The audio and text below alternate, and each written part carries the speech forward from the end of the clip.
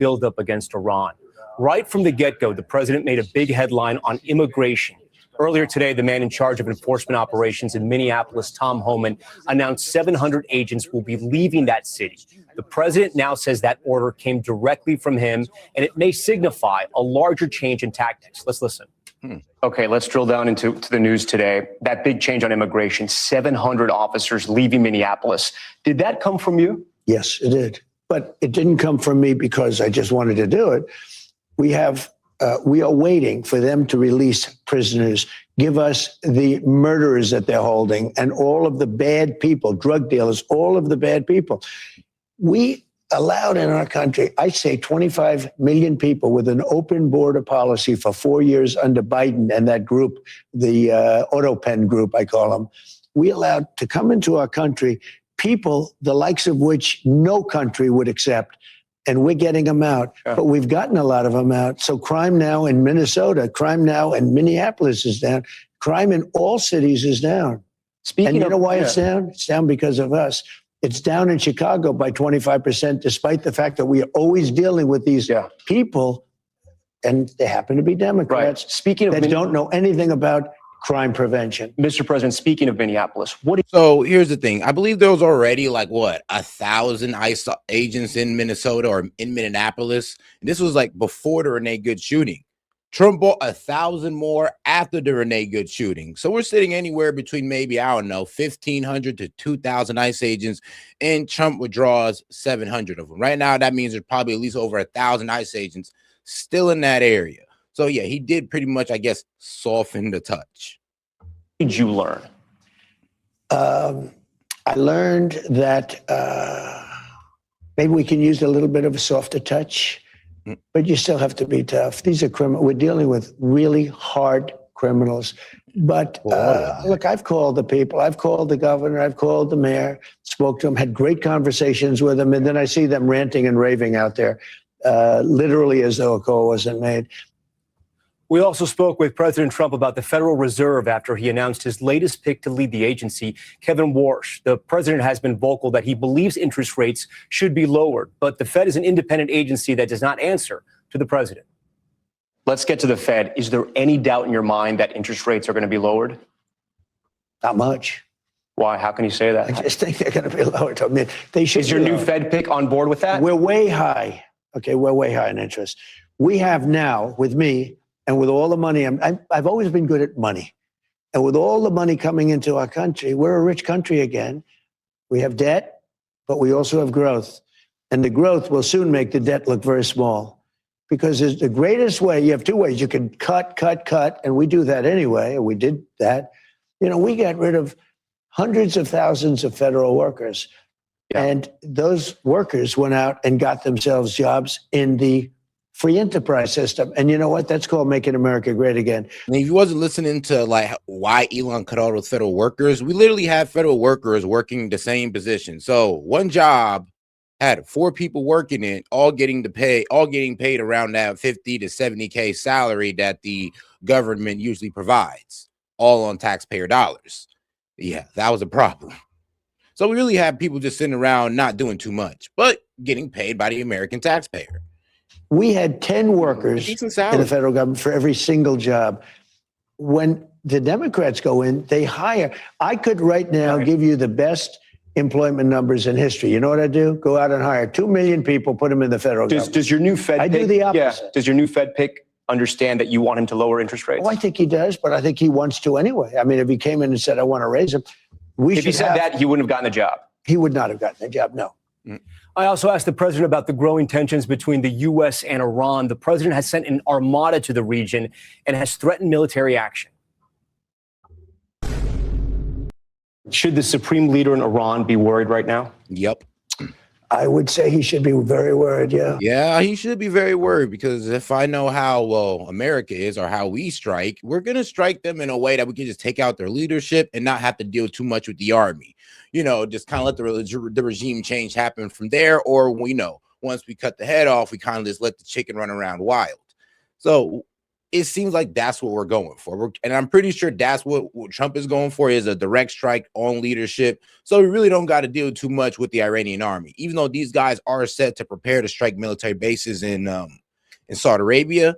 Saudi Arabia is already, well, sadly gave Iran the green light. I mean, like, bro, I thought you was our allies, but it is what it is. It is what it is. They don't want to get dragged into it. I get it. But they have given Iran the green light to strike those bases, and them not seeing it as attack on them. And yes, Saudi Arabia's leader, or their king, has advised Trump not to strike Iran because they're not prepared for the retaliation themselves. Not for our safety, but for theirs. And Israel too. They should be. As you know, they're negotiating with us. I know they are, but the protesters have said, you know, where are the Americans? You promised them we would have their back. Do we still have their back? We've had their back. And look, that country's a mess right now because of us. We went in, we wiped out their nuclear. So that's the question. If we want them out, we have peace in the Middle East. Yeah. If I didn't take out their nuclear, think of it. If we didn't take out that nuclear, we wouldn't have peace in the Middle East, because the Arab countries could have never done that. They were very, very afraid of Iran. They're not afraid of Iran anymore. We wiped out those beautiful B-2 bombers, one's right over there, those beautiful little model. Those beautiful B-2 bombers went in and they hit their target, every single bomb, and obliterated it. And because of that, they were going to have a nuclear weapon within 1 month. Within 1 month, they were going to have a nuclear weapon.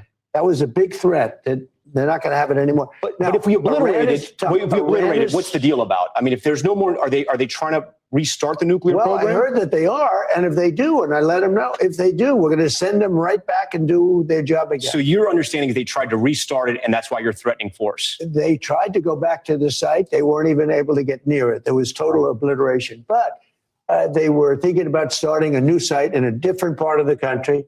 We found out about it. I said, you do that, we're going to do very bad things to you. We also want to mention, after our interview off camera, the president called Savannah Guthrie and spoke to her, offering words of support for her and her family as they search for their mother. The president discussed a lot more, including whether he'll accept the results of the midterm elections if Republicans lose, and his surprising opinion on former President Bill Clinton. We'll have all of that tonight on Nightly News at 6:30 Eastern, and an extended version on Top Story at 7 p.m. Eastern on our streaming channel, NBC. Man, I'm gonna be real with you, man. Trump, midterms might just be cooked for us. It might just be. I mean, look, bro, if we're making dumb mistakes like we did in District 18 in Texas, if we're doing dumb-ish like that, we might just be cooked. And it's not even going to be Trump's fault. It's just going to be, the terrible leadership inside the Republican Party. I mean, or the terrible candidates that we're putting out there, or the terrible election strategies that we employ. It is what it is. Either one is going to take us out the game. But we'll see if they can correct course, or maybe too late. I'm doing buildings. I built a hotel, the Waldorf is called, and I did it for around $200 million. It's a much bigger job. They're spending almost, it could be $4 billion. I'll tell you what, I don't even see an end in sight. I feel badly for the new Fed chairman because he may not have an office for 4 years. I don't know what these people are doing. So it's either gross incompetence or it's theft of some kind or kickbacks. I don't know what it is, but Janine Pirro is incredible and she'll figure it out. But no, you want to take it and just find out what happened, because we can't go around doing a renovation of a small little complex, very small, couple of little buildings, and spend billions and billions of dollars on it. Something went wrong. We have to find out what it was. Yeah, please. Mr. President, thank you. Speaking of renovations, you announced you wanted to build a new and spectacular entertainment complex at the Kennedy Center. Right. Do you plan on tearing it down, and how much will all of the renovations cost? Probably around $200 million. And, you know, it's funny, in real estate and building, I've done so much of it. I've done so well with it. You want to sit with something for a little while before you decide on what you want to do. And, you know, we sat with it. We ran it. It's in very bad shape. It's run down. It's dilapidated. It's sort of dangerous. Things fall out of ceilings. You've seen it. And we had some big events there. We had a lot of great events there over the last year, but you can't do any work because people are coming in and out, and you have the workmen. We have a marble man over there the other day. He said, you know, every time I put down a piece of marble, people are stepping on the marble. They don't even have time to dry. And you can't do the same quality job if you close it. And, you know, we're fully financed. And so we're going to close it. and we're going to make it unbelievable, far better than it ever was. All right. And we'll be. All right, now let's go ahead and get into the right side of media here with Fox News. Sorry there, guys. Just had to go set up the videos real quick. Kind of got accidentally X some of them out. As you can see, these women mentally and emotionally are on the edge of a cliff. It only takes the slightest push for these babes to transition into vigilantes. But sitting members of Congress are justifying murdering men in uniform. The attacks on American citizens by masked hoodlums. Bro, If you were attacked by a masked person, you might think you were being kidnapped. You'd be justified in shooting the person. and you see how these people sound dumb. You always think like it's crazy how everybody else know what the police officers look like, but these protesters. Like, oh, he's masked, and I didn't know who he looked like. What you mean? He had ice right across his chest. He had police right across his chest. And you're talking about, well, he's masked. So now all of a sudden, I don't know if he's police or not. Okay, guys, keep playing stupid. To protect yourself. Jerry Nadler should be censured for condoning the murder of American police. We've reached out to Jerry Nadler's office. We haven't heard back. Members of Congress are telling the public ICE is kidnapping American women. Women, especially Latinas and Asian American women and women of color, are not safe in Trump's America. We're not safe walking down the street. Whoa. I mean, look here, sis. I mean, look, if you're an undocumented immigrant or an illegal immigrant, I mean, which are the same thing, by the way. But if that's what you're identified as, it don't matter if you're Black, Asian, Hispanic. It doesn't matter. You're going to get deported. I'm sorry. Like, it is what it is. But we're not just picking up random women. Like, we actually do care about, yes, if they're a citizen or not. Like, outside of what the news try to tell you on CNN or outside what your radical liberal politician want to tell you, no, they're not just sweeping women up off the street with what's it called? Of course, not due process, but a reasonable suspicion. Driving home, not when masked men jump out of their car to smash your car window. This has gotten out of control. Okay. Politicians are terrifying the public. Politicians are supposed to lie to the public to keep us calm, okay? Like when they capture UFOs, they're supposed to tell us nothing to see here, just go about your business. Politicians aren't supposed to purposely lie to cause mass hysteria and tell us they're armed kidnapping rings, stealing spicy Latinas from the street. Oh, God. Especially when actual Latin gangs are doing the kidnapping, the sex trafficking, and the torture. Just to be clear who the good guys and the bad guys are, Noam's buying everyone body cams. Noam says there's going to be body cameras available. Does that make a difference to you? It's too little, too late, and I don't know if the cameras will be on all the time. Often what we've seen is that just before the heat. I mean, create doubt at every corner. Y'all just cannot help yourselves. He's like, well, even if y'all do what we say, we're still not going to believe it. And it kind of goes into what Monty was grilling Sid on. It's like, well, even if we do an independent investigation, if it don't go your way, will you believe it? Will you take it as it is? I mean, that's kind of how we're looking at this guy right now. It's like, bro, even if we give you guys the cams and all that, we're not going to let you take the mask off. No, but we'll give the body cams. Even if that, you're telling me, oh, well, we don't know if it's be on. We don't trust them still. It's like, then what was the point of even asking for this if you still won't trust it? Yes, the camera has been turned off. Okay. Shree's saying that ICE agents are going to turn off their body cameras right before they throw young Asian women in an unmarked car where they're going to commit heinous acts upon them. Is this Shree's fantasy? What kind of sick people are we dealing with here? Who thinks of this stuff? First, they said illegals are like Anne Frank, hiding in the attic. Now they're calling ICE the Jews. Minneapolis, which is currently under occupation. For us to dismantle this occupation by your own government. That's a first. Yes, we here in Minneapolis are being occupied in the United States as a city within the United States. I mean, wow. Bruh. Occupation, okay. Department that is not just rogue, but unlawful. And yes, obviously, if Kristi Noem does not resign and the president doesn't fire her, Democrats are ready and willing to impeach her. How is occupying your own country a crime? Is Minneapolis on a reservation? How No. come Omar can enforce a border, but Trump can't? Now, if you thought the daddy issues couldn't get any worse, Democrats are making posters of Stephen Miller and putting them up on their walls. I want to remind the American public of Stephen Miller.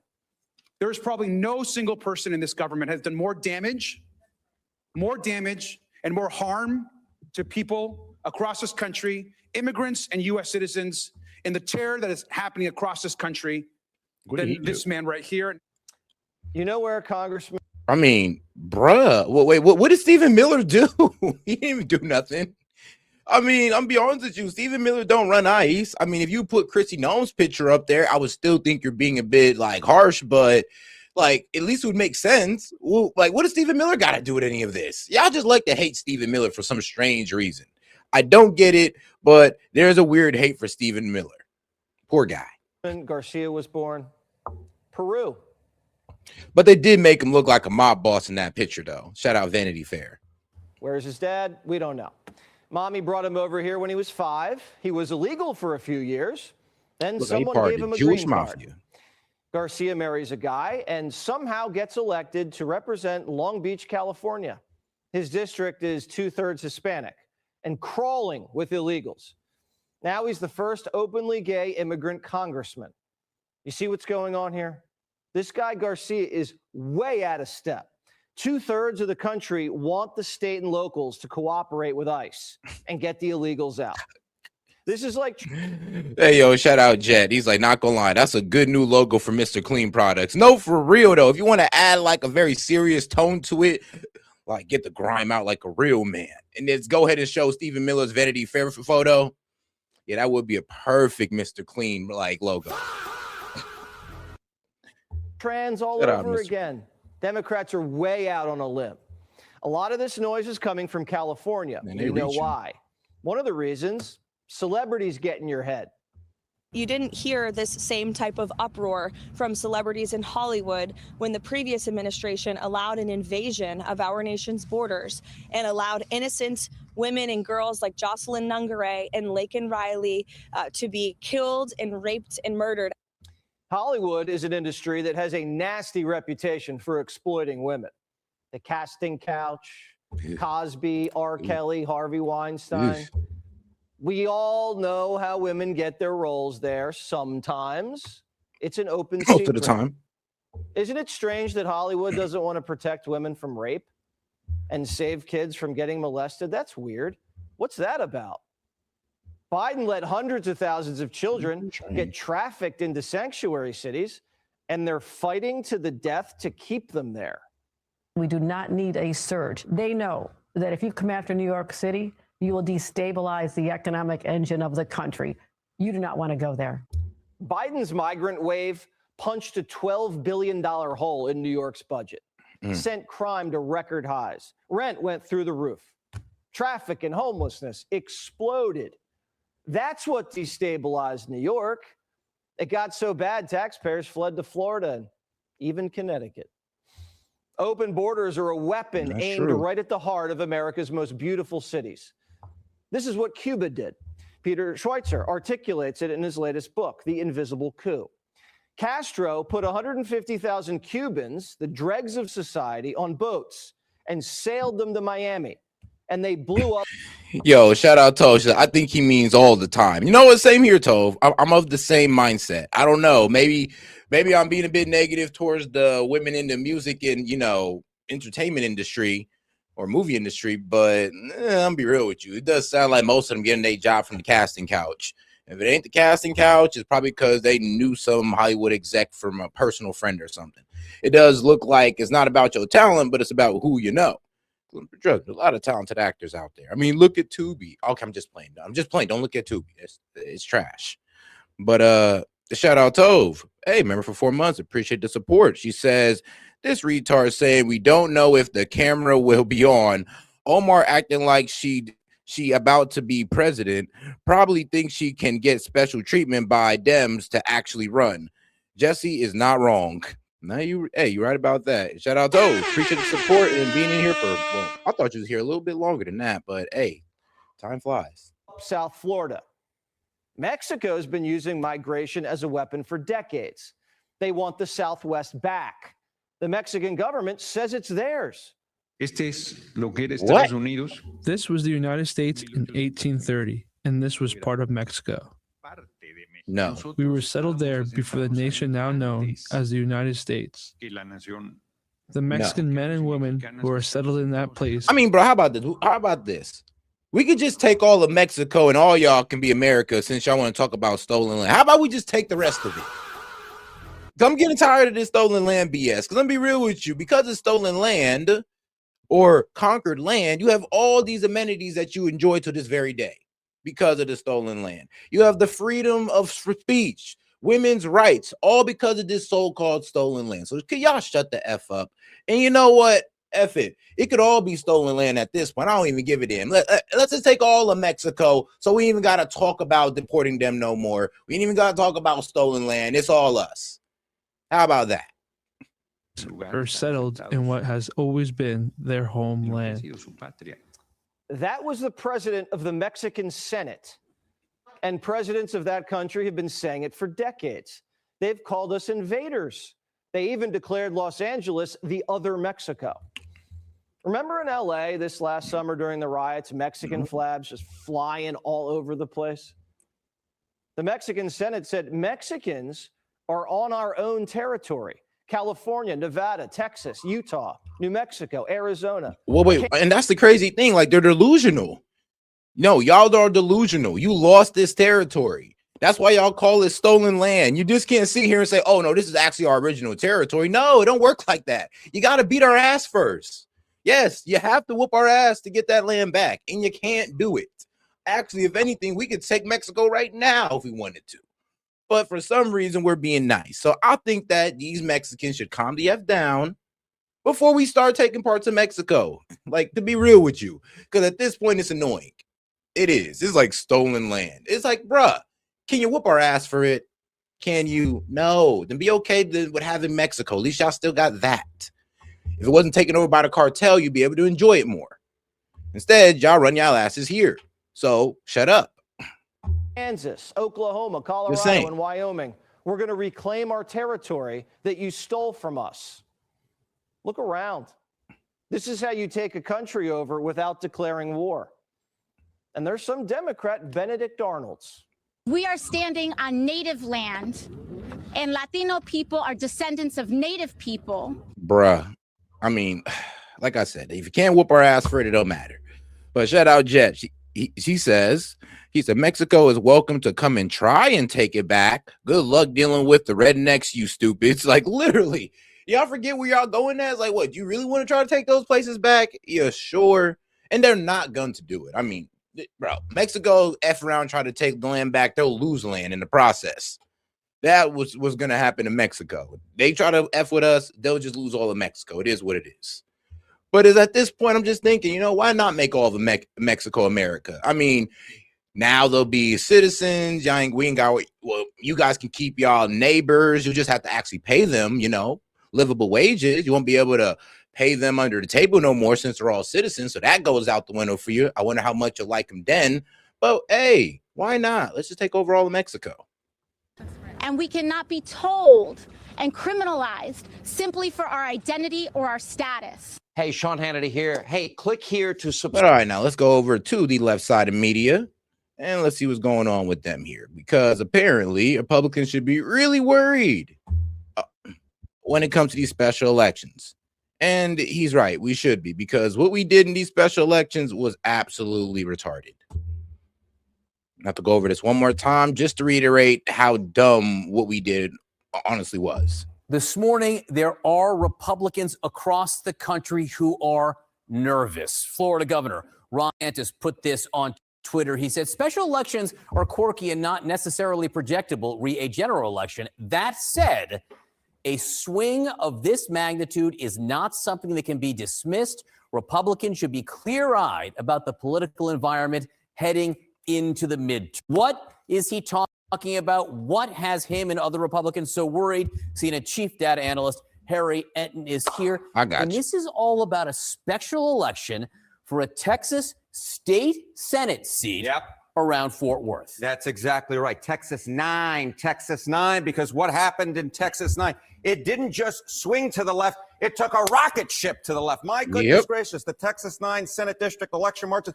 This was a district that Donald Trump won by 17 points in 2024. The Democratic candidate in the special election on Saturday, won it by 14 points. That's an over 30-point shift to the left. Any Republican, unlike And I know the libs right now in the chat going like let's fucking go. But sadly, guys, not what you think. So let's go ahead and go over to the ballot. This is what happened here. Shout out to this guy, Taylor Rament. But yeah, this is what happened. Now, Republicans did show up. So all the excuses that Fox News is trying to give you, like, oh, well, the weather, lame ass excuse, or oh, well, voter turnout didn't go the way we wanted, lame ass excuse. No, you guys split the vote. Yes, they split the vote between the Republicans. So when the Republicans came out in about 62,000, so if it's all 62,000 came out and only had to vote for one of them, they'd have won that. Yes, they'd have won District 18, Senate seat 9. But no, they got cocky. It's always been a red district, so they got way too cocky. And guess what? They split the vote thinking that they were going to win. Thinking that, oh, no, it don't matter. We'll just blow out the Dem. It's really just a race between the Republicans. But no, actually, the Dem actually had more support than they thought, and they went